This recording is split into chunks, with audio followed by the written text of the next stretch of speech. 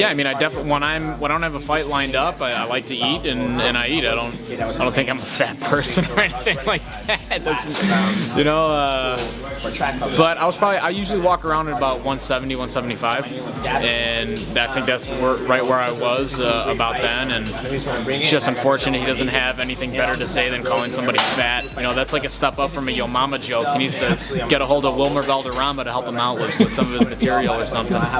Step his game up. He had an okay performance. You know, he got taken down a few times by a guy who isn't a wrestler, and like I've been saying, put him in there with a wrestler and you'll see what happens. Right.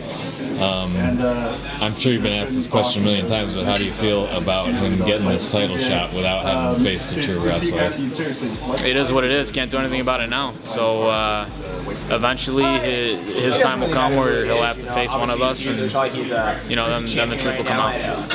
I kind of changed my whole outlook on the sport and how I approach it and stuff. The year before that title fight, I kind of put myself through a lot of stress, you know, really working to get it. I took pretty much a year off of fighting and sat and waited for the shot.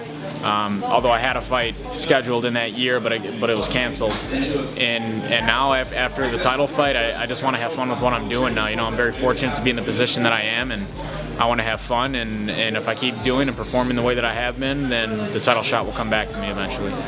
It's coming along. You know, it's come a long way. When I first started in the sport, I was a pure wrestler. You know, didn't know much else, and I just latch onto you for 15 minutes. You know, and ever since then, you know, when I made the transition down to Miami to MMA Masters and started working with some of the guys down there, like my main training partner, Louis Palomino, call him Baboon. I've never called him Louis. It's weird. I always call him Baboon. But anyways, he's like one of the best technical strikers in the game. I also have Frank Carrillo, who came down here with me. Me and him went an hour yesterday of punching each other in the face, and these guys are legit, and they'll be in the UFC soon. You know, we got a lot of guys that are right on the cusp of getting into a big show.